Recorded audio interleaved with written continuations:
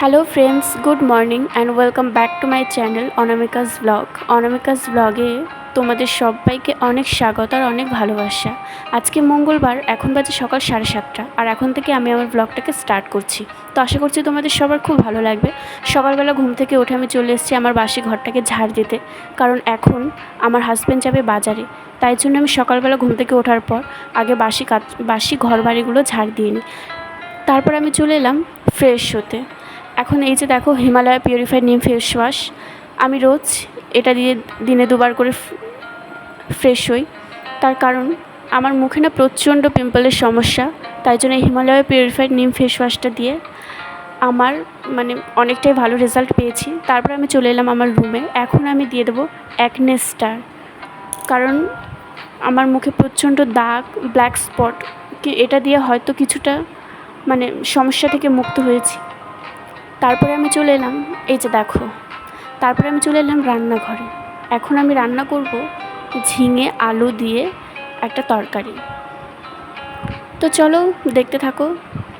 কড়াইয়ে পেঁয়াজটাকে প্রথমে ভেজে নিলাম, তারপরে ঝিঙে আর আলুগুলো দিয়ে লবণ হলুদ দিয়ে এখন ভেজে নেব। তো ঝিঙে আলু তরকারি আমার তো অতটা ভালো লাগে না, কিন্তু আমার হাজব্যান্ডের খুবই ভালো লাগে, তার জন্যই।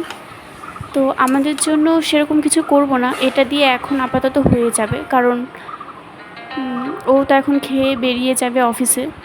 আর ছেলের জন্য তো রান্না হয়েছে, তো আমার জন্য আবার কি রান্না করব, তো এখন এটা দিয়ে হয়ে যাবে। তারপরে দেখা যাক দুপুরে যদি কিছু করি।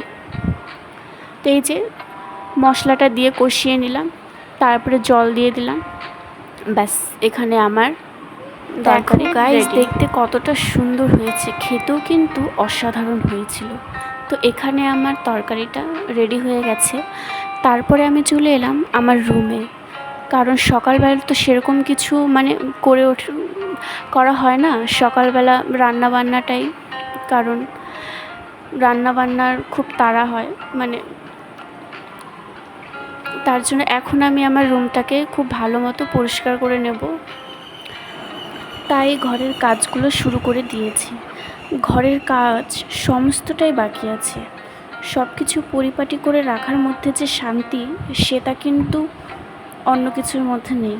তাই ঘরের প্রত্যেকটা কাজই চেষ্টা করি খুব সুন্দরভাবে পরিপাটি করে রাখার, যাতে পরবর্তী সময় সে কাজগুলোকে আমাকে আর হাত দিতে না হয়, সারাদিনের জন্য যেন পারফেক্ট থাকে। আমার মনে হয় যারা হাউসওয়াইফ, এটা করতে গেলেও নির্দিষ্ট যোগ্যতা দরকার হয়। এই সংসারটা করতেও কিন্তু যথেষ্ট পরিশ্রমের প্রয়োজন হয়। বাইরে যারা চাকরি বাকরি করে তাদের তো একটা টাইম ধরার বাধা থাকে, 8 ঘন্টা কি 10 ঘন্টা, কিন্তু যারা হাউসওয়াইফ, আমাদের বাড়ির বউদের কাজ কিন্তু সকাল থেকে রাত অবধি, তাও কাজ আর শেষ হয় না। সকাল থেকে ছোট বাচ্চাকে নিয়ে কিন্তু আমাকে একা সংসারে একটার পর একটা কাজ আমাকে একাই করতে হয়। আর আমি কিন্তু একটুও বিশ্রাম নেই না। কি হয়, কাজের ফাঁকে যদি বিশ্রাম নেই না, তখন শরীরটা এতটাই ছেড়ে দেয়, পরে আর কোনো কাজ করতে ইচ্ছে করে না, জানো তো। তাই আমি একটানা সব কাজকর্ম করার পরেই কিন্তু বিশ্রাম নিই। এতে করে আমার কাজগুলোও তাড়াতাড়ি হয়ে যায় আর মাথা থেকে বোঝাগুলোও হালকা হয়ে যায়। এই যে দেখো, তোমাদের সাথে কথা বলতে বলতে কিন্তু আমার প্রায় অনেকটাই কাজ এগিয়ে গেছে। গতকাল যে কাপড়গুলো আমি ধুয়ে দিয়েছিলাম সেগুলো তো শুকায়নি, তাই জন্য আজকে শুকিয়ে গেছে, কিন্তু গুছিয়ে রাখা হয়নি, তাই জন্য সেগুলোই এখন আমি গুছিয়ে নিচ্ছি। আর এরই মাঝখানে কিন্তু আমি আমার মাম্মামকে স্নান করে ওকে খাইয়েও দিয়েছি, খাইয়ে ও এখন ঘুমোচ্ছে, আর আমিও খেয়ে নিয়েছি। তারপরে আমি আসলাম কাপড়গুলো গোছাতে। সেগুলো আর তোমাদের সাথে শেয়ার করা হয়নি, তার কারণ আমার মাম্মাম এত কাজ ছিল, তাই ভাবলাম যে আগে কাজগুলো ঝটপট সেরে নিই।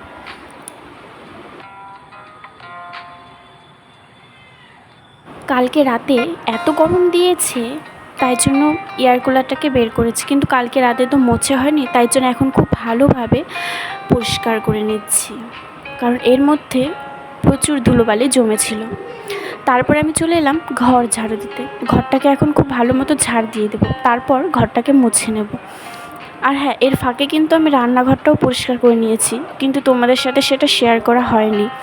তার কারণ ওই যে বললাম, আমার মাম্মাম কী যে হয়েছে, এত কাজ ছিল। পরে ভাবলাম যে না, আগে ঝটপট করে কাজগুলো সেরে নিই।